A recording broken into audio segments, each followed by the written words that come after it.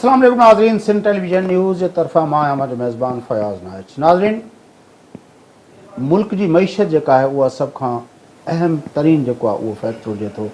मुल्कनि जी तरक़ी ऐं तनज़ली जा जेके पैमाना आहिनि उहे बि ज़ाहिर आहे उन्हनि जी मईशत जे बुनियाद ते जेको आहे काउंट कनि था पिया। सिंध जे कॉन्टेक्स्ट में ॻाल्हाईंदासीं। सिंध जे अंदरि रिसेंट पास जे अंदरि ॿ तब्दीलियूं आहिनि। हिकिड़ो सिंध जो वॾो वज़ीर तब्दील कयो पाकिस्तान पीपल्स पार्टी, सैयद कैमली शाह जी जॻह ते मुराद अली शाह खे वॾो वज़ीर बणायो वियो ऐं हुन जेके स्टेप्स खयां उन मां लॻो को काफ़ी हुनजी जेका तारीफ़ थी आहे मीडिया जे अंदरि हुननि मुल्कनि जे अंदरि। साॻिए वक़्तु मुत्तहिदा क़ौम मूवमेंट जेका सिंध जी राजधानी कराची ते जेका सभ खां वधीक वोट खणंदड़ जेका पार्टी रही आहे उन जे जेको आहे बानी जेको आहे जहिड़े कराची प्रेस क्लब जो आॾो जेको आहे पंहिंजे वर्कर्स खे ख़िताब कंदे जेके पाकिस्तान मुख़ालिफ़ नारा हणाया उनखां पोइ जेको मुत्तहिदा जो नओं जेको आहे नए सिर हुनजो जेको आहे जेको वजूद आयो आहे साम्हूं आयो आहे उन ते गुफ़्तगू कंदासीं। ॿिन्ही शूज़ ही जेके ॿ बुनियादी तब्दीलियूं थियूं आहिनि कराची जो मजमूई तरह ते सिंध जो ख़ासि तरह ते जेको बिज़नेस कम्यूनिटी आहे उहा इन्हनि तब्दीलियुनि खे कीअं थी ॾिसे गुफ़्तगू कयूं था। असां वटि मुल्क जा मारूफ़ सनतकार ऐं बिज़नेस कम्यूनिटी जा अॻुवान जनाब इंजीनियर M.A. जब्बार साहब हिन अचो तव्हां सां गुफ़्तगू कयूं। जब्बार साहब सलाम वालेकुम। जब्बार साहब, ही ॿ तब्दीलियूं थियूं आहिनि, कीअं था ॾिसो तव्हां बिज़नेस कम्यूनिटी वारनि खे? ॾिसो, बिज़नेस कम्यूनिटी जेका आहे सा मुंहिंजे पंहिंजे ख़्याल में कि अॼु खां न शायदि 25 सालनि खां हिकिड़े अमन अमान, हिकिड़े बहितर लॉ एंड ऑर्डर जी तलाश में हुई ऐं अञा बि जेका आहे सा उनखे सस्टेन ॾिसणु चाहींदी हूंदी। बिज़नेस कम्यूनिटी जेका मेन हिकिड़ी प्रायोरिटाइज़ जेका तरजीह जेका डिस्कशन हुई उहा इहा ई हुई त सिंध में जेको आहे सो अमन अमान ख़ासि करे कि कराची हिकिड़ो कमर्शियल ऐं इंडस्ट्रियल हिकिड़ो हब हुअण जे हवाले सां हिकिड़ो वॾो रेवेन्यू जनरेटर ऐं हिकिड़े जेके आहिनि से पोर्ट्स जे हवाले सां 70% कार्गो जेको आहे सो पाकिस्तान में उनजी जेका आहे सा एक्सपोर्ट्स जे हवाले सां ऐं 90% इम्पोर्ट्स रिसिप्ट जे हवाले सां त इहो सॼो हिकिड़ो कमर्शियल जेके ऐं इकोनॉमिकल एक्टिविटीज़ हुयूं उन इकोनॉमिकल एक्टिविटीज़ लाइ हिकिड़े उन साज़गार माहौल जो हुअणु जंहिंखे ॿिनि हिसनि में विरायूं त हिकिड़ो चइबो आहे इकोनॉमिक मैनेजमेंट पॉलिसीज़ ऐं हिकिड़ो चवंदो आहे हुनखे हथी ॾियण लाइ जेको आहे सो हिकिड़े सुठे अमन अमान लॉ एंड ऑर्डर जी सूरत हाल। इकोनॉमिक मैनेजमेंट ते हींअर थोरी देरि लाइ असां नथा ॻाल्हायूं छाकाणि त उहो हिकिड़ो वॾो वसी क़िस्म जो हिकिड़ो टॉपिक आहे, पर थोरो हुनखे बि टच कंदासीं। पर लॉ एंड ऑर्डर जे हवाले सां जेको आहे सो उहा हिकिड़ी जेका आहे सा प्राइम ऐं प्रिमिटिव ऐं हिकिड़ी चइजे त मेन डिमांड जेका आहे सा बिज़नेसमैननि जी रही। बिज़नेसमैननि जे जेकर तव्हां जनरली ॻाल्हायो त बिज़नेसमैन सियासत खां वधीक यानी जमहूरियत खां वधीक या ॿियनि सभिनी ॻाल्हियुनि खां जेके असां चवंदासीं त हिन वक़्तु हिकिड़ो यूनिवर्सल प्रिंसिपल आहे त बाबा दुनिया में जेको आहे सो हिकिड़ो डेमोक्रेटिक ऐं हिकिड़ो सोशल वेलफेयर सिस्टम जेको आहे सो उन निज़ाम तहत जेके आहिनि से तक़रीबन असां चवंदासीं त घणा ई बल्कि बतौर कुल जेके में अक़वाम मुतहिदा मेंबर आहिनि उहे कमु कनि वेठा। हाणे उन सॼे सिस्टम जे बजाए जेको बतौर कुल कीअं बादशाह लॻा पिया आहिनि सऊदी अरब में हिननि में सभु त नथा थियनि काफ़ी। मां तव्हांखे इहो चयो त जेकॾहिं यानी तक़रीबन बतौर कुल में असां जेका आहे सही आहे तव्हां वारे जेको अलाउंस आहे इहो क्रिएट करे सघूं था माइनस वारो अलाउंस आहे। पर हिते तव्हां ॾिसो त सिंध में या कराची में बिज़नेसमैन डेमोक्रेटिक हुकूमत या हिकिड़ी हलंदड़ डेमोक्रेसीअ खां वधीक उन जी दिलचस्पी हुई त हिकिड़ी नॉन डेमोक्रेटिक हुकूमत छो न हुजे, फ़ौजी आमिर छो न हुजनि, डिक्टेटोरियल जेको आहे सो रिजीम छो न हुजे। पर जेकॾहिं का बि अहिड़ी धुर हुननि खे हिकिड़ो सुठो अमन अमान मुहैया करे ॾेई सघे थी त हुननि जे लाइ बाक़ी शयूं सेकेंडरी पे थी वियूं। हालांकि मुंहिंजे पंहिंजे ख़्याल में त डिमांड ईअं हुअणु खपे जेकॾहिं असां थोरी देरि लाइ हिकिड़ो मौज़ब तरीक़े सां गुफ़्तगू कयूं त डिमांड त इहा हुअणु खपे त इहे जेके सियासी धुर आहिनि या सियासी जेके अॻुवान आहिनि या जेको डेमोक्रेटिक सिस्टम आहे जेको बि हिकिड़ो फेडरेटिंग यूनिट में हलंदड़ निज़ाम आहे उन खे खपे त उहो पंहिंजो पाण खे रिफॉर्म करे ऐं सिविल एडमिनिस्ट्रेशन ऐं जेके सिविल पुलिसिंग निज़ाम आहे उहो जीअं ॿियनि मुल्कनि में हिकिड़ो ख़ातिरख़्वाह क़िस्म जो अमन अमान जे बरक़रारी जी ज़िमेदारी खणंदो आहे ऐं उन जे अगेंस्ट में अकाउंटेबल बि हूंदो आहे। हिते ईअं न पियो थियो। फयाज़ थोरी देरि लाइ जेकॾहिं असां नए चीफ मिनिस्टर जी इन ॻाल्हि खे साम्हूं आणियूं कि मुंहिंजी प्रायोरिटी, मुंहिंजी तरजीह या मुंहिंजी सक्सेस, मां तव्हांखे लफ़्ज़ जेके नओं CM चए थो कि फंडामेंटल टू माई सक्सेस छा आहे, बुनियादी जेका आहे सा आंसर मुंहिंजे सक्सेस में इहो आहे जॾहिं सिविल एडमिनिस्ट्रेशन ऐं पुलिसिंग निज़ाम जेको आहे सो पंहिंजे पेरनि ते बीहंदो ऐं हिन सॼे अमनो अमान जी जेका ज़िमेदारी आहे उहो खणंदो। तव्हांजे नए चीफ मिनिस्टर जी प्रायोरिटी इहा अथव।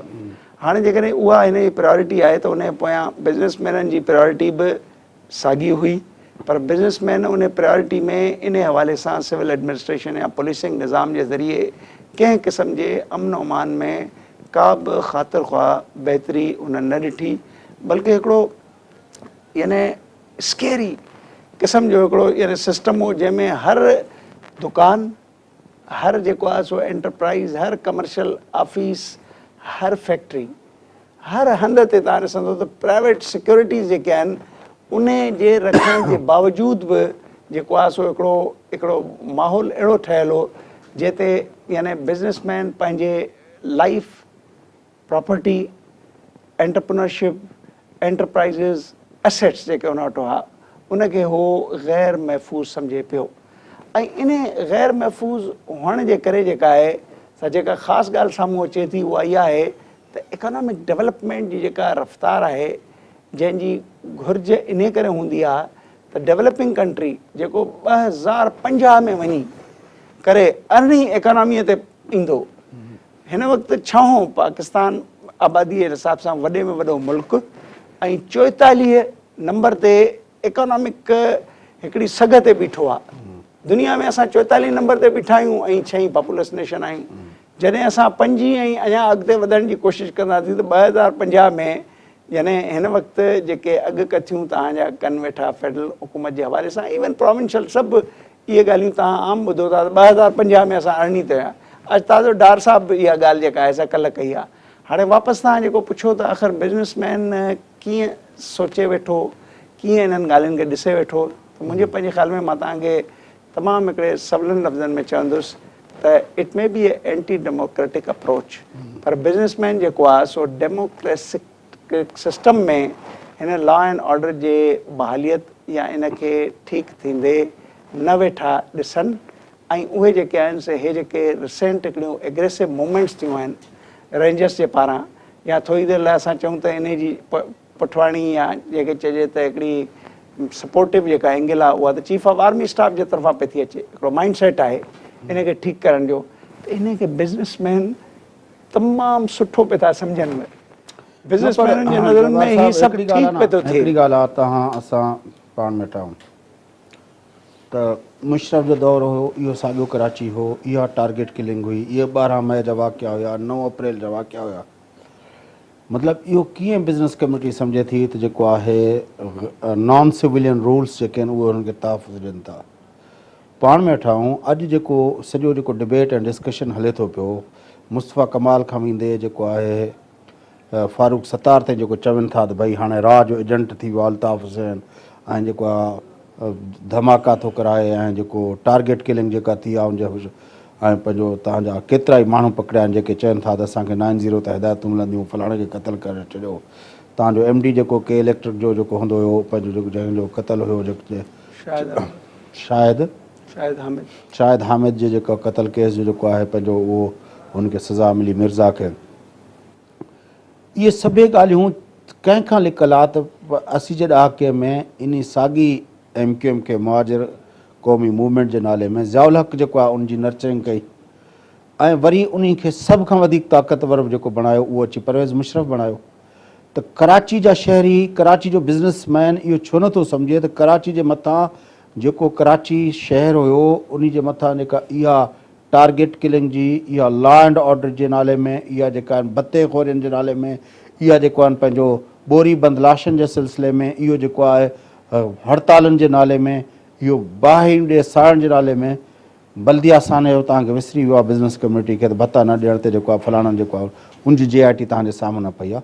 इहे सभु फैक्टर्स जेके आहिनि MQM जे अॻियां उनखे परवान चाढ़ण में त या त ज़िया या मुशरफ ॿ हरक हूंदो ना त नवाज़ शरीफ़ जे ॿिनि टिनि सरकारनि जी सपोर्ट कई ना जेको आहे बेनज़ीर जे या ज़रदारी जी हुकूमतनि कई इहो त सभ खां वॾो जेको कमु कयो आहे MQM जे इन दहशतगर्दी वारे जेको आहे इन फिनोमिना खे स्ट्रेंथन करण में त ज़िया ऐं मुशरफ़ आहिनि त इहो छो की बिज़नेस कम्यूनिटी कराची जी छो नथी सम्झे त कराची जे मथां इहो जेको अज़ाब नाज़िल थियो आहे गुज़िरियल 4 ॾहाकनि खां वठी इहो नॉन सिविलियन रूल्स जो नतीजो आहे। ॾिसो फयाज़, इहे जेका तव्हां ॻाल्हियूं कयूं बिज़नेसमैन इन्हनि ॻाल्हियुनि ऐं इन्हनि जी हक़ीक़तुनि खां ग़ाफ़िल कोन्हे हुए। उहो इहे ॻाल्हियूं सम्झे वेठो त जॾहिं स्टेट पैट्रनेज जो मतिलबु आहे त हिकिड़ो स्टेट माइंड सियाउलक छा हो, हिकिड़ो माइंड हो न, सॼो पाकिस्तान पिया हलाईं, ॿियो त कुझु कोन हो। जॾहिं उन हिकिड़े स्टेट माइंड ऐं chief executive chief marshal administration and whatever you name him Pakistan जो मालिक हो न, बादशाह हो। थोरी देरि लाइ चऊं त पुराणे ज़माने में जीअं मुग़ल बादशाह हूंदा आहिनि त हिकिड़ो डिक्टेटोरियल तरीक़े सां जेको सॼी सघ पाण वटि रखंदो आहे उहो बि त हिकिड़ो बादशाह आहे न। उन बादशाह इहे कमु कया, इन में त को शक कोन्हे। परवेज़ मुशर्रफ जेको आहे सो उनखे सपोर्ट कयो, प्रमोट कयो। उन में जेका आहे सा हिकिड़ो पैसे जो अंसर जेको आहे जंहिंखे अॼुकल्ह असां करप्शन जे नाले सां एतिरो वेठा ॻाल्हायूं उहो अंसर बि आयो। माना पैसे जी सघ, हिकिड़ी मिलिटेंसीअ वारी ताक़त, इहे सभु शयूं जॾहिं इंटीग्रेट थियूं त इहो लॉ एंड ऑर्डर जेको आहे सो उन हद ताईं ख़राबु थियो जो हाणे हिकिड़ो माइंड सेट वरी उहो बि त आर्मी जनरल आहे न, उहो माइंड सेट जेको आहे सो उहो माइंड सेट वरी छा रिलीफ बि पियो थो ॾिए। ॾिसो न, यानी इहे तव्हां वारी ॻाल्हियुनि खां बिज़नेसमैन उन्हनि जी सम्झ का तव्हां वारी सम्झ खां परे कोन्हे। उहे बि अहिड़ी तरीक़े सां शयुनि खे सम्झनि वेठा। पर तव्हां ॾिसो त हिकिड़ो माइंड सेट जी ॻाल्हि आहे। हाणे सुभाणे जेकॾहिं राहिल शरीफ़ खां पहिरें भला कियानी बि त हुओ न, सो न माइंड सेट आयो राहिल शरीफ़ जो, उहो ईअं हलियो जेको तव्हां ॾिसो वेठा। जेकॾहिं सुभाणे राहिल शरीफ़ खां पोइ जेकॾहिं को ॿियो माण्हू अचे थो चीफ ऑफ आर्मी स्टाफ, उन जो माइंड सेट छा हूंदो, तव्हां ई असां वरी ॿिए तरीक़े सां वेठा डिस्कशन कंदासीं। पाकिस्तान में ॾिसो हिकिड़ो यानी जेके चइजे त मुंहिंजे ख़्याल में कंसल्टेटिव या हिकिड़ो टोटल प्लेटफॉर्म बेस्ड हिकिड़ो आइडियाज़ जेके आहिनि से ठहंदा हुजनि, डेवलप थियनि, जंहिंजे तहत हुकुमरानी थिए, उहो न आहे। चीफ जस्टिस ऑफ पाकिस्तान मूंखे ॿुधाए यार, पाण में वेठा आहियूं, चीफ जस्टिस बि हिकिड़ो माइंड सेट आहे, इफ्तिखार चौधरी बि हिकिड़ो माइंड सेट हो, उन खां पोइ ॿिया बि हिकिड़ा माइंड सेट आया, हाणे बि हिकिड़ो माइंड सेट आहे त तव्हां जजनि जे ख़िलाफ़ु का तनक़ीद न कयो, ॿ चारि हिकिड़े व्हाट्सअप हलिया, हे हलिया, अलाए कहिड़ा कहिड़ा बिल तव्हांजे साम्हूं अची विया, साइबर क्राइम। हाणे असां बि कंहिंखे व्हाट्सअप पे था कयूं त चऊं था एज़ रिसीव्ड, की सुभाणे जेको आहे सो कंहिं न कंहिं शिक त जेको आहे सो ख़बर पए त तव्हां ई कंप्लेंट कयो या को असांजो प्यारो दोस्त ई असांजे ख़िलाफ़ु कंप्लेंट करे। त इहो हिकिड़ो माइंड सेट आहे। इन मुंहिंजे ख़्याल में त पाकिस्तान जी सभ खां वॾी बदनसीबी आहे त हिकिड़ो यानी टोटली फोकस्ड या टोटली पावर अक्वायर्ड जेको माइंड सेट आहे उहो सुठा कम बि करे वेठो ऐं उहो जेको आहे सो घणनि ई ख़राबु कमु करण जी ज़िमेदारी बि खणे थो। पर वरी हाणे हिकिड़ी ॿी ॻाल्हि आणियूं, एफिशिएंसी। तव्हां ॾिसो त हींअर जेका आहे सा ॻाल्हि जेका पई थी NFC में, उन में हिकिड़ो वर्किंग ग्रुप खे हिकिड़ो सब्जेक्ट छा ॾिनो वियो, efficiency and the utilization fund. माना एफिशिएंसी जेका आहे सा उन ते तमामु घणो हिकिड़ो ज़ोर आहे। हाणे जेकॾहिं सिविलियन गवर्नमेंट्स, फयाज़ मूंखे यादि आहे असां जॾहिं वी वर यंगर लॉट त असां जेको आहे सो इन्हनि ई सिंधी हुक्मराननि ॾे वञी वञी चवंदा हुआसीं त तव्हां पंहिंजी राइट पुलिसिंग ठाहियो, तव्हां पंहिंजो पुलिसिंग जो सिस्टम जेको आहे उनखे हिकिड़ो सुठे निज़ाम में आणण लाइ सुठनि माण्हुनि खे बैकअप कयो। तव्हां पुलिसिंग खे जेको आहे सो प्राइवेट सर्विस न ठाहियो, पुलिसिंग खे पब्लिक सर्विस ठाहियो, सुठनि माण्हुनि खे जेको आहे सो मेन फोकस जाइन ते रखो त जीअं जेको आहे सो हिकिड़ो पुलिसिंग जो निज़ाम में सघ पैदा थिए। असांजे सियासतदाननि त पुलिसिंग जे निज़ाम में जेका आहे सा कमज़ोरी आंदी। जेकॾहिं तव्हां पुलिसिंग जे निज़ाम खे इंडिपेंडेंट वे में तव्हां जेकॾहिं रखो ऐं उन में जेका आहे सा हिकिड़ी ट्रांसपेरेंट ऐं सिस्टम जो ऑपरेशन जेको आहे सो SOPs तहत थिए, गवर्नेंस उन जी जेका आहे सा हिकिड़ी बहितरीनु गवर्नर हुजे।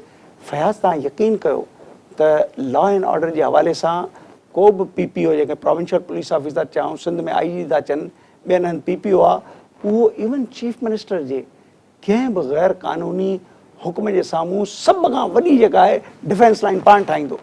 जॾहिं उहो ठाहींदो त उनजे हेठि बि ईअं डिफेंस लाइन ठहंदी। तव्हां ॾिसो, मां तव्हांखे हिकिड़ो मिसाल ॾियां त टोक्यो प्रिफिक्स में यानी स्पीकर खे हिकिड़ो ख़त लिखियो तव्हांजे पुलिस कि तव्हां ते को चार्जिस आहिनि ऐं तव्हां जेको आहे सो असां तव्हांखे नथा घुरायूं, असां पाण अचूं था तव्हांजी ऑफिस खे रिस्पेक्ट कंदे तव्हां खां पुछंदासीं को सुवाल। तव्हां ख़बर आहे उन स्पीकर छा कयो टोक्यो प्रेफिक्स में? उन इस्तीफ़ा बि ॾिनी ऐं चई न मूं ते इहे चार्जिस आहिनि, संगीन आहिनि, मां तव्हां वटि पाण ईंदुसि पाण खे क्लियर करण लाइ। तव्हां ॾिसो त ॿिन्हिनि पासे छा आहे धुरियुनि जी नेकनियती हिक ॿिए खे कॉम्प्लीमेंट करण लाइ। छाजे लाइ? त सिविल सोसाइटी जेका आहे सा अमनो अमान ऐं लॉ एंड ऑर्डर माना ऑर्डर मेंटेन कयो लॉ जे ज़रिए जेको रहे। हिते तव्हां ॾिठो सिंध में इन स्पेसिफिक, पर थोरो जेकॾहिं सिंध मां ॿाहिरि निकिरंदो ॿियनि हंधि बि को हालात मुख़्तलिफ़ कोन्हनि। पंजाब में बि जेका आहे सा तमामु घणो जेको आहे सो रेगुलेटरीज़ अथव, जेकॾहिं पुलिस निज़ाम जी ॻाल्हियूं था कयूं। उते बि जेको आहे सो उते पब्लिक सर्वेंट प्राइवेट सर्वेंट थियल अथव। पर जेकॾहिं असां सिंध जे हवाले सां ॻाल्हि कयूं त तव्हां ॾिसो त वॾो यूनिक क़िस्म जो प्रोविंस आहे। हिते 1861 एक्ट पियो थो हले, कॉलोनियल एक्ट। ॿियनि सूबनि में तव्हां ख़बर आहे 2002 जेको आहे सो असां वेठा एक्ट मतिलबु हाणे मां जेका ॻाल्हि सम्झमि त बिज़नेस कम्यूनिटी हिन सॼी तब्दीली खे का पंहिंजो जेको आहे अहम तब्दीली न पई सम्झे। हुननि जो ख़्यालु इहो आहे त राहिल शरीफ़ जे अचण खां पोइ कराची जे अंदरि रेंजर्स ऑपरेशन कयो आहे, तंहिंजे करे लॉ एंड ऑर्डर जी सिचुएशन जेका बहितर थिए पई उहा उन्हनि जे करे थिए पई। अल्ताफ़ हुसैन जी सियासत जेका आहे उनखे बि जेकॾहिं को हैंडल करे सघे थो त उहा सिक्योरिटी इदारा करे सघनि था, पॉलिटिकली हैंडल करण जहिड़ा मामला न आहिनि। Am I right? You are right. So हाणे माना उहे हिकिड़े माइंड सेट खे हाणे सम्झी विया आहिनि त माइंड सेट ते डिपेंड करे थो त उहो माइंड सेट कहिड़े पासे पे थो हले। मतिलबु त माइंड सेट, पर उहो माइंड सेट सिक्योरिटी फोर्सेस जो आर्मी चीफ जो माइंड सेट। बिल्कुलु। U R not talking about the mind set of calmly Shah या मुराद अली शाह, नवाज शरीफ या ज़रदारी साहब। यार इहे जेकॾहिं कनि हा त हेल ताईं जेको आहे मतिलबु तव्हां उहो ई मां चवणु चाहियां थो त business community is totally irrelevant with the democratic system of the Pakistan. Whosoever जेको बि इन ऑर्डर खे मेंटेन कंदो लॉ जे ज़रिए मेंटेनेंस हिकिड़ो वक़्फ़ो वठूं था, वक़्फ़े खां पोइ मोटी जी मुल्क जे मजमूई इक़्तिसादी जेके तरक़ी जा जेके इंडिकेटर्स आहिनि उनमें ॿ चारि जेके आहिनि इंडिकेटर्स आऊं चाहींदुसि अॼु तव्हांजी मौजूदगी जो फ़ाइदो वठंदे उन ते तव्हांजो व्यू पॉइंट वठनि। नाज़रीन वठूं था वक़्फ़ो, वापसि प्रोग्राम खे अॻिते वधायूं था असां गॾु रहिजो।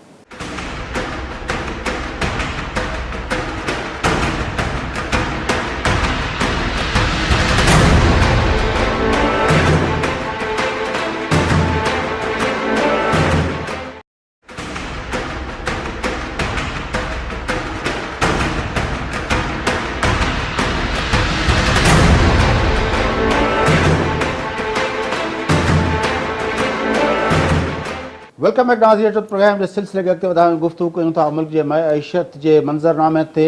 असां वक़्फ़े ते वञण खां पहिरियों गुफ़्तगू पिया कई त सिंध जे अंदरि जेको आहे ख़ासि तरह सिंध जी राजधानी में सिंध जे नए वॾे वज़ीर यानी मुराद अली शाह जे अचण सां ऐं ख़ासि तरह जेको आहे मुतहदा क़ौम मूवमेंट जे अंदरि जेके तब्दीलियूं आयूं आहिनि उनखां पोइ जेको आहे बिज़नेस कम्यूनिटी उनखे कीअं थी ॾिसे, उहा गुफ़्तगू हलंदड़ हुई। इंजीनियर एम ए जब्बार साहब मुल्क जा नामयारा इक़्तिसादी माहिर ऐं सनअतकार असां सां गॾु आहिनि, बल्कि उन सां गुफ़्तगू कंदासीं। मुल्क जे अंदरि जेको मजमूई मईशत जो मंज़रनामो आहे उनजा कुझु इंडिकेटर्स जेके आहिनि उहे अॼोके प्रोग्राम में असां हिन वक़्फ़े में ॻाल्हाइण जी कोशिशि कंदासीं। अचो त उन गुफ़्तगू खे अॻिते वधायूं। जब्बार साहब, 480 अरब रुपया, if I am not wrong, remit पंहिंजो असां सर्कुलर डेट जी मद में ॾिना। असां चयो त भई बिजली जेका आहे उहा हीअं थी वेंदी, हीअं थी वेंदी, हीअं थी वेंदी।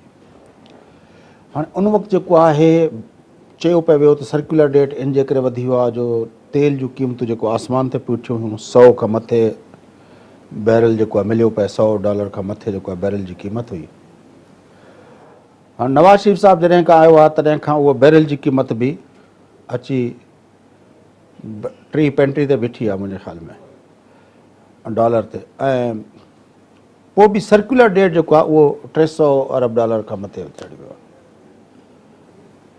छा सबबु आहे? ॾिसो फयाज़, इहो 520 अरब रुपया हो ऐं मूंखे चङी तरह यादि आहे त इसाक डार जेको आहे सो हिकिड़े प्लेटफॉर्म में प्राइवेट सेक्टर जे रिप्रेज़ेंटेटिव बॉडी FPCI में आयो हो ऐं उते जेको आहे सो मां हिकिड़ो सुवालु कयो, छा साईं तव्हां हीअ 480 अरब रुपया बग़ैर कंहिं ऑडिट जे इहे विराए छॾिया आहिनि छा? त छा इहे 480 अरब रुपए जी फिगर मुस्तनिद आहे, जाइज़ आहे, ऑडिटेड आहे, इन्हनि जे सभिनी पहलुअनि मां इन्हनि सभिनी जी हिकिड़ी अक्यूमुलेटेड डिमांड्स आहिनि मुख़्तलिफ़ IPP जूं इंडिपेंडेंट पावर प्रोड्यूसर जूं। छा इहे दुरुस्त आहिनि? तव्हां ख़बर आहे इक़बाल सागदार छा चयो? सागदार चयो त असां हिननि जा 40 अरब रुपया रुकिया आहिनि जेके ऑडिट खां पोइ ॾींदासीं। फयाज़, तव्हांजे हिन सिंध टेलीविज़न में 2 कलाक मूंखे खपनि। तव्हां जेकॾहिं ऑडिटर जनरल ऑफ पाकिस्तान जी इन 480 अरब रुपयनि जे हवाले सां जेकॾहिं तव्हां रिपोर्ट ॾिठो त हिकिड़े नंढनि तालीमी इदारनि में बि तव्हां ॿुधंदा हूंदव हिकिड़ो लफ़्ज़ ऑडिट पैरा अची वियो। उन जी फ़िक्र जेका आहे सा आख़िर ताईं उन माण्हू खे हूंदी आहे जेको हुते वेठो आहे, जेको या हेड ऑफ दी डिपार्टमेंट उते रहिजी वियो आहे, हेड मास्टर हुजे, डायरेक्टर कॉलेज हुजे, छा हुजे। त इहे ऑडिट पैराज़ जेके आहिनि न से तव्हां ॾिसंदो त उन ऑडिट रिपोर्ट में जेका आहे सा काफ़ी ॻाल्हियूं हुयूं। पर हाणे वरी तव्हांजो जेको सुवालु आहे त छा इन्हनि पैसनि खे ॾियण खां पोइ जेके वाइदा त इहे ई हुआ त इन्हनि पैसनि ॾियण सां चंद हज़ार मेगावाट जेके आहिनि न से फौरी तौर ते सिस्टम में ईंदो आहे, छाकाणि त इंडिपेंडेंट पावर प्रोड्यूसर्स जेके आहिनि न जिन में थर्मल साइड ते हाइड्रो छॾियो तव्हां, यानी उन्हनि जी तइदाद जेका आहे सा घणी बि आहे। ऐं बल्कि इन वक़्तु जेका आहे सा उन सिर्फ़ु हिसे में थर्मल साइड में जंहिंजो हिकिड़ो तमामु वॾो हिसो आहे हुन में 1/3 ऑफ पाकिस्तान जी एनर्जी पई थी प्रोड्यूस थिए। त हुननि चयो इन्हनि बंदि करे वेठा आहिनि, इहे न वेठा हलाइनि, फौरी तौर ते हलाईंदा जो इन्हनि खे पैसा कोन्हनि तेल ख़रीद करण लाइ या तेल जूं सेटलमेंट करण लाइ। इहे पैसा ॾिना विया। पर हाणे जेको वाइदो थियो त लोड शेडिंग घटि बि त सिंध में त तव्हांजे साम्हूं आहे। मुंहिंजो ख़्यालु आहे जेकॾहिं असां कराची खां ॿाहिरि किथे क़दम रखूं, कराची में बि तव्हां ॾिसो त हिकिड़ो एलिट क्लास पोश इलाइक़नि में लोड शेडिंग जो तसवुरु थोरो घटि आहे। पर ॿियनि हंधनि ते अञा रोज़ाना राति जो माण्हू जेके आहिनि से वीचारा सॼी राति रोडनि रस्तनि ते टायर पिया था साड़ीनि। तव्हांजे साम्हूं आहिनि ॻाल्हियूं। 18 कलाक जेको आहे सो पूरे इंटीरियर में 16 खां 18 कलाक लोड शेडिंग आहे। सखर जी हालति तमामु ख़राबु। अहिड़ी तरीक़े सां हेस्को सेप्को सॼो ॾींहुं सिंध सरकार सहकार पई थी करे, छा पुलिस पई थी ॾियनि त वञो माण्हुनि खे जेको आहे सो थाणनि ते खणी वञो, या पुलिस पई थी ॾियनि त ट्रांसफार्मर लाहियो, पुलिस पई थी ॾियनि केबल लाहियो, उन खां पोइ वरी मुला बख़्श चांडो रड़ियूं करे थो। हेस्को हमारे साथ बड़ा जुल्म कर रही है, सेप्को हमारे साथ बड़ा जुल्म कर रही है। सरकार जेका आहे सा यानी हिकिड़ो प्रोविंशियल डोमेन में पुलिस, तव्हां ख़बर आहे पुलिस जेका आहे सा प्रोविंसिस वटि आहे। इहा पुलिस जेका आहे सा इन सॼे लोड शेडिंग जे रद्द अमल खे रोकण में असांजी पुलिस जो केॾो वॾो हथु आहे। You know Karachi electric supply ॾिसंदो त के इलेक्ट्रिक सप्लाई जा थाणा ठहियल अथव हिते। त असां पाण जेके आहिनि से इन लोड शेडिंग जे शिदत जे रद्द अमल खे घटाइण में provincial government is cooperating with water and power ministry. पर हाणे तव्हांजे हुन सुवाल तर अचूं त आख़िर जेको आहे सो उन खां पोइ शयूं छो न दुरुस्त थियूं। हाणे वरी जेको आहे सो जेको सर्कुलर डेट जी जेके फिगर्स पई थियूं अचनि उहे 200 खे क्रॉस पई थियूं कनि वरी हिकिड़े दफ़ा। हाणे जेकॾहिं थोरी देरि लाइ असां अचूं त आख़िर रीज़न्स छा आहिनि। फयाज़, जॾहिं प्राइम मिनिस्टर ऑफ नवाज़ शरीफ़ प्राइम मिनिस्टर थियो हो त ओॾी महिल पावर खे हुन पंहिंजी प्रायोरिटी ठाही। ऐं उन ज़माने में जेको आहे सो मूंखे उन पावर पॉइंट स्लाइड्स ते जेको कुझु ॾेखारियो वियो हो मूंखे यादि आहे, उहो तव्हांखे मां मिसाल ॾियां, पोइ वापसि था अचूं त 480 अरब रुपया कीअं था कठा थियनि। उन स्लाइड में प्राइम मिनिस्टर ऑफ पाकिस्तान इहो पियो ॿुधाए त ॾिसो हिते गवर्नमेंट जूं कंपनियूं माना जेनको होल्डिंग कंपनीज़ ऐं डिस्ट्रीब्यूशन कंपनीज़ जेके गवर्नमेंट जूं आहिनि, हेस्को बि सरकार जी आहे, अहिड़ी तरीक़े सां 10 जेके बि डिस्ट्रीब्यूशन कंपनियूं पाकिस्तान में सरकार जूं आहिनि, इन्हनि कंपनियुनि में हुन चयो त 650 मेगावाट जेको आहे सो मिसाल ॾिनई त 10-13 अरब रुपया ख़र्च करे उहे 650 मेगावाट कंहिं तरीक़े सां हिकिड़े तफ़सीली निज़ाम में पियो थो अचे। पर IPP जी तारीफ़ कई, चई त उहे जेके आहिनि से 1100 मेगावाट 10 अरब रुपयनि सां जेको आहे सो इन तरसीली निज़ाम में पिया था ॾियनि। चई ॾिसो हिते आहे इनएफिशिएंसी। मां हाणे कंक्लूड थो कयां त उन मीटिंग जेका प्राइम मिनिस्टर कई फर्स्ट पावर पॉलिसी पियो ॾिए, उन में हुन चयो त इनएफिशिएंसी, प्रोफेशनलिज़म जो न हुअणु, लाइन लॉसिस ऐं हिकिड़े सिस्टम जी ग़ैर मुनासिबत जे हवाले सां वीकनेसिस जे करे इहे सॼो जेको आहे नुक़सान पिया था थियनि। ऐं इहे नुक़सान जेके आहिनि से कीअं पिया था अचनि साम्हूं। हाणे 480 जो जवाबु वठो, तव्हां जेतिरी बिजली जनरेट कई तव्हां जेतिरी बिजली डिस्कोस ॾिनी ऐं ओतिरी जेतिरी बिजली लाइन आसिस खां पोइ माण्हुनि खे मिली ही चवनि था इहे रिकवर पैसा नथा थियनि इहो फ़र्क़ु आहे उन करे असां पैसा हिननि खे न पिया था ॾेई सघूं जो उगाड़ियूं कोन्हनि एतिरियूं हाणे बि चवनि था त उहो 600 अलाए केतिरा बिलियन ते रिकवरीज़ जेके आहिनि उहे रहियूं पियूं हुन बहरहाल हाणे मां तव्हांखे ॿिए इंडिकेटर ते वठी थो अचां 2014 में फॉरेन इन्वेस्टमेंट पाकिस्तान जे अंदरि आई रिकॉर्ड कई वई $4.4 बिलियन 2015 में उहा $2.7 बिलियन ते पहुती 2016 में जेको अंग अखर ॿुधाइनि था त 932 मिलियन ते पहुचे थी असां हेॾा तम तराक सां नारा था हणूं पिया असांजी काबीना वज़ीर सभु साईं $46 बिलियन जी इन्वेस्टमेंट 46 बिलियन असांखे किथे बि उहा इन्वेस्टमेंट असांखे इन पंहिंजे बजट बुक्स जे अंदरि या ॿियनि हंधनि ते उहा या इकोनॉमिक इंडिकेटर्स जे अंदरि उहा असांखे नज़र ई कोन थी अचे व्हाट इज़ दैट ॾिसो फयाज़ तव्हां जेका ॻाल्हि कई 3 एडिटोरियल्स तमामु वॾियुनि अख़बारुनि में जेके अंग्रेज़ी में बि आहिनि उर्दू में आहिनि उन्हनि इन ते क्रिटिसाइज़ कयो आहे हिन हुकूमत खे त हिन हुकूमत जेके तव्हां वेड़ा सुवालु कयो न हुननि इहो सुवालु कयो हाणे उनजो जवाबु ॾियण जी मां कोशिशि कंदुसि उन्हनि इहो सुवालु कयो आहे त हीउ जेको हेॾा दावा उन खां पोइ तव्हांजी बोर्ड ऑफ इन्वेस्टमेंट हिकिड़ो वाइट एलिफेंट तव्हां जेको आहे ठाहियो वेठा आहियो बोर्ड ऑफ इन्वेस्टमेंट उन बोर्ड ऑफ इन्वेस्टमेंट आख़िर कयो छा आहे कहिड़ी इकोनॉमिक डिप्लोमेसी कहिड़ी जेका आहे सा प्रोडक्ट डाइवर्सिफिकेशन ऐं कहिड़ा उहे इम्कानात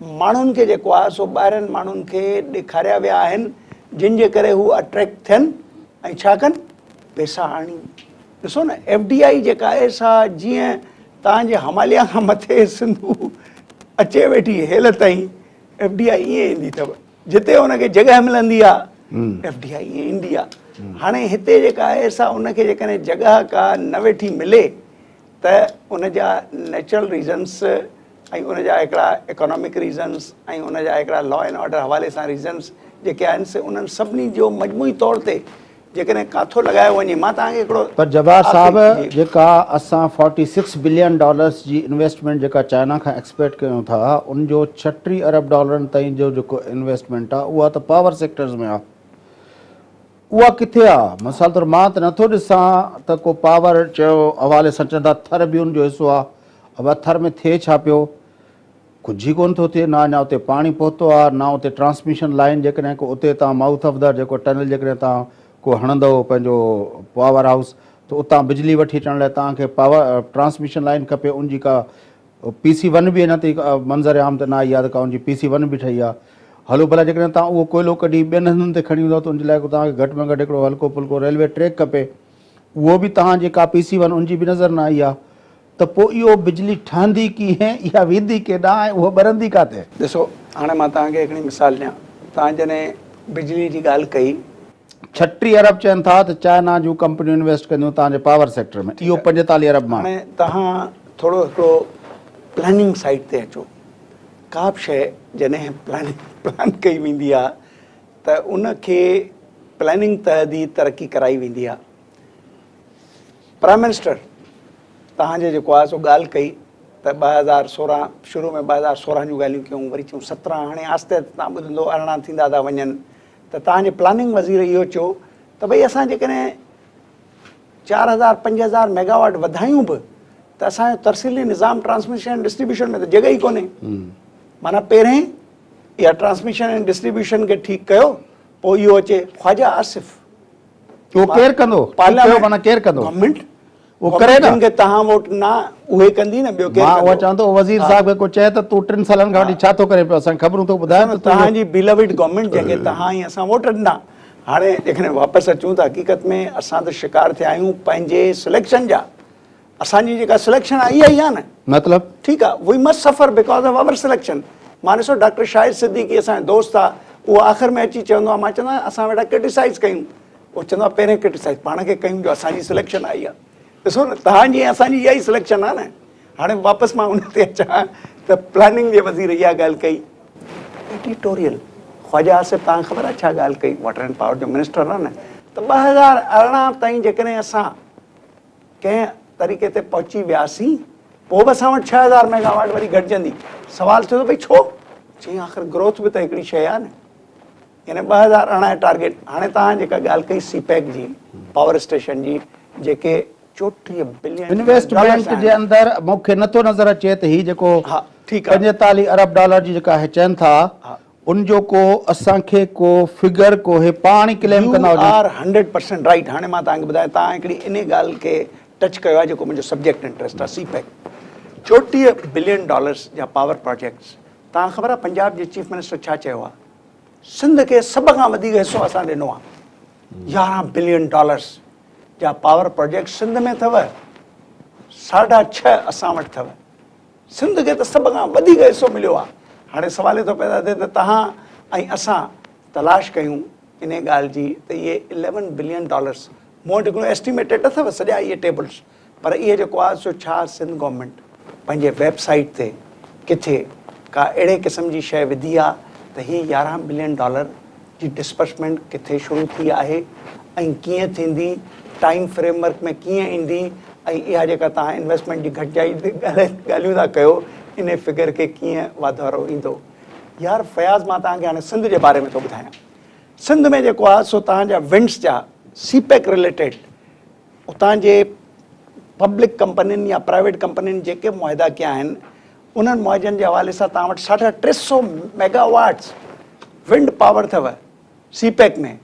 अर्ली हार्वेस्ट, प्रायोरिटी, थर में तव्हां अचो, ॿ तव्हां वटि प्रोजेक्ट्स आहिनि कोयले ते। कहिड़ा? 1320 जा ॿिनि कंपनियुनि जे हवाले सां अथव। 660 मेगावाट जो हिकिड़ो सेट एंग्रो खे छॾियो थोरी देरि लाइ। एंग्रो आहे तव्हांजो 330 जा 2। हाणे वापसि अचूं एंग्रो खे, थोरी देरि खां पोइ था डिस्कस कयूं। 2 तव्हां वटि उहे 6.5 मिलियन टन्स पर एनम तव्हां वटि थर 1 ऐं थर 2 में सीपैक में तव्हां वटि अथव। सीपैक में तव्हां वटि पोर्ट कासिम में जेको आहे सो प्रोजेक्ट अथव। सभु ॻाल्हियूं असांखे ॿुधायो था पिया, पर मां चवां थो त थर में मण कोयले जो बि न निकितो आहे। छा ते हलाईंदा हुयो? गाड़ी सां हलाईंदा हुआ यार फयाज़, उन खां वधीक जेका ख़ौफ़नाक ॻाल्हि अथव न, ऐं ॿी जेका मां जंहिं ते परेशान आहे, मिसाल तौरु तव्हां करे वञो थर मां कोयलो कढे तव्हां पावर प्लांट जे उते लॻायो था त उतां बिजली खणी अचण लाइ ट्रांसमिशन लाइन त तव्हांखे खपंदी न। उहा का PC1 बि अञा ताईं मंज़र आम ते आई आहे न। उहा चवनि था मटियारी खां लाहौर ऐं फैसलाबाद लाइ ट्रांसमिशन लाइनूं सीपैक जो सही मटियारी खां थर खे कीअं कनेक्ट कंदो? हाणे असुल ॻाल्हि आहे न, वापसि ॻाल्हि था मटियारी वारी त मेन ग्रिड आहे। उहा तव्हां ॻाल्हि कई CM ऐं हुन जी तब्दीली, थोरो कनेक्ट करण जी कोशिशि कयूं। CM लाहौर में चयो त सिंध जेको आहे सो की टू दी एनर्जी क्राइसिस आहे। सिंध चाबी आहे एनर्जी क्राइसिस खे ख़तमु करण जी। ॿुधो त सही न, तव्हांखे मां इन ॻाल्हि खे कनेक्ट तव्हांखे करे थो ॾेखारियां। साईं छा थो चए त हिते थर आहे दुनिया जो वॾे में वॾो कोयले जो ज़ख़ीरो, 70 सैकड़ो ऑयल एंड गैस आहे ऐं 1000 मेगावाट असां 1.5 साल में विंड एनर्जी पैदा करे सघूं था। हाणे तव्हांखे कनेक्ट कयो पंहिंजो यार पंहिंजो जब्बार साहब इहे ॻाल्हियूं ॿुधी ॿुधी मुशरफ 8 साल कढी वियो, 8 साल पीपुल्स पार्टी कढी वई आहे। छा जूं इहे ख़बरूं थर इज़ की टू इहो मुशरफ कढी वियो 8 साल न। शौकत अज़ीज़ खे वञी इलेक्ट करायूं हुतां पंहिंजो थर मां, चयूं त बसि थर जेको आहे हीअं थी वेंदो, थरनि जी क़िस्मत थी वई, सिंध मां जेको आहे पंहिंजो सॼे मुल्क खे रोशनी मिलंदी। छा थियो? 1 मेगावाट बि बिजली जो थर मां पैदा कोन कयूं। 8 साल मुशरफ पंहिंजा पूरा कया। यार फयाज़, इन पहिरीं ॻाल्हि वरी 8 साल पीपुल्स पार्टी जी हुकूमत कढी वई आहे। फयाज़, जेको तव्हां ॻाल्हियूं पैदा कयो इन में जेको हिकिड़ो उहा ॻाल्हि जेका मां साईं मुराद अली शाह सां 2-3 दफ़ा ॻाल्हाइण जी कोशिशि कई आहे, इन डेप्थ घणो न ॻाल्हाए सघिया आहियूं, त साईं हीअ जेको थर आहे इन खे इस्तेमालु केरु कंदो? पंजाब में हिन वक़्तु साहिवाल में 65% coal based fire plant 1320 megawatt 65% तक़रीबन मराहिल तकमील में अथव। उन खां पोइ रहीम यार ख़ान मुज़फ़रगढ़ 1320 कहिड़े ते? इम्पोर्ट बेस्ड कोयले ते। पिटूमिनस इम्पोर्ट बेस्ड कोयलो। पोर्ट कासिम 1320 इम्पोर्ट बेस्ड कोयलो। यार सभु प्रोजेक्ट त इम्पोर्ट बेस्ड कोयले ते आहिनि। हिन थर जो कोयलो केरु वठंदो? हिते जेको आहे सिंध गवर्नमेंट जी हिते जेका आहे सा हिकिड़ी दानिशमंदी जी ज़रूरत आहे त सरकार खे सम्झाए, चीनियुनि खे सम्झाए त बाबा ही चोथों वॾे में वॾो हाणे मां तव्हांखे ॿुधायां थो त ही जेका इन्वेस्टमेंट बि डिक्लाइन में आई, चवनि था एक्सपोर्ट बि घटिया आहिनि। एक्सपोर्ट तमामु घणा घटिया आहिनि। उन जा रीज़न्स ॿुधो, कॉमर्स मिनिस्ट्री छा थी चए, आया उन्हनि रीज़न्स में जान आहे या न आहे। उहो चवनि था दुनिया में रिसेशन आहे, इन करे डिमांड घटिजी। उहे चवनि था पाकिस्तानियुनि पंहिंजी शयुनि खे वैल्यू एड न कयो। उहो बिल्कुलु ठीकु थो चए। दस्तगीर जेको इंजीनियर आहे उहो चए थो पाकिस्तान में वैल्यू एड न कयो। उन जो मिसाल ॿुधो सवली सिंधीअ में, त असां वटि एक्सपोर्ट जेका आहे एग्रीकल्चर, उहा प्राइमरी कमोडिटीज़ में साईं जवाब साहब 8 साल खां वठी पाण इहो वैल्यू एडिशन जूं ॻाल्हियूं ॿुधूं पिया। जॾहिं खां वठी 10 साल थी विया आहिनि, तव्हां बि बिज़नेस ते प्रोग्राम कया, हेॾा वैल्यू एडिशन ते ॻाल्हाए छिता थिया आहिनि दुनिया जा। पाकिस्तान जा सभई टीवी चैनल, दुनिया सभई इक़्तिसादी माहिर, छो नथा तव्हां रॉ कॉटन जे एक्सपोर्ट ते पाबंदी विझो, विझी छॾियो। छो नथा इन तरह कयो त बाबा तव्हां जेसि ताईं फर्निश गुड ताईं कॉटन खे नथा खणी वञो, टेक्सटाइल मां चादर खां यॉन खे विकिणण जे बजाए तव्हां हुन मां जेके आहिनि फर्निश गुड खां वठी कपिड़ो ठाहिण खां वठी क्लोथिंग ताईं तव्हां खणी वञो हुन मां, त तव्हां हुन खां पोइ तव्हां विकिणी सघो था। अॻे कंहिंखे न ॿाहिरि कढणु ॾींदासीं।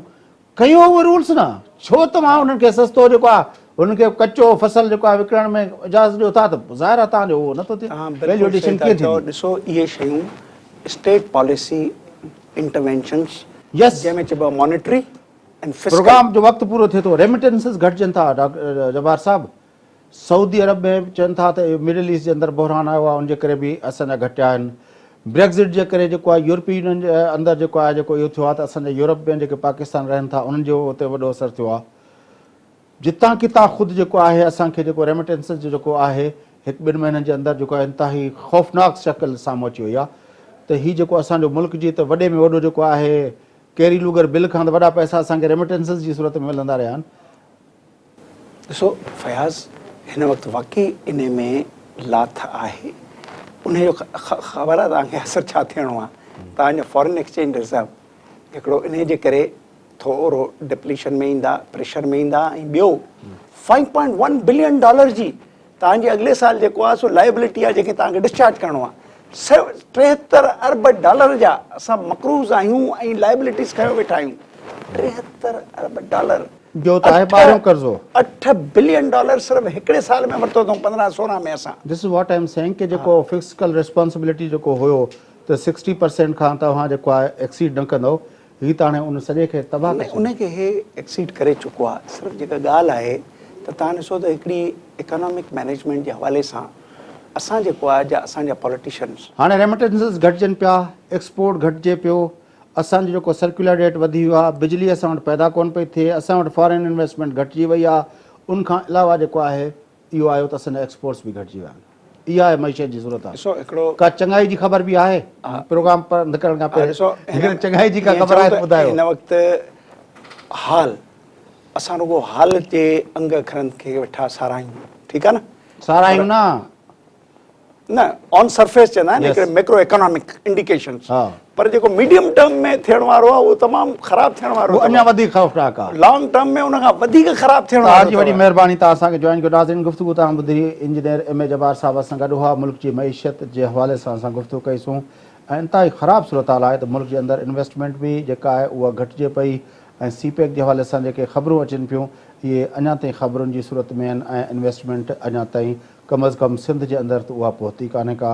ऐं उन सां गॾोगॾु पाकिस्तान जा एक्सपोर्ट्स बि घटिजनि था। उन सां गॾोगॾु पाकिस्तान जेके ॿाहिरि रहंदड़ पाकिस्तानी आहिनि जेके तमामु वॾे अंगनि में, मुंहिंजे ख़्याल में $20 अरब ताईं साईं केतिरो आहे रेमिटेंसिस जो अमाउंट? रेमिटेंसिस हींअर 20 खां घणो हेठि पिया थियूं अचनि। न जेको लास्ट टाइम जेको असां तक़रीबन इहो सम्झो त 19 खां अधु ऑफ द ट्रेड जेको असांजो गैप हो कि $24 अरब हे, $45 अरब हे, उन विच वारे गैप खे पूरो पयूं कनि। यस, त उहे रेमिटेंसिस जेके ॿाहिरि पाकिस्तानी कमाए मोकिलींदा उहे घटिजनि पिया, एक्सपोर्ट्स घटिजनि पिया।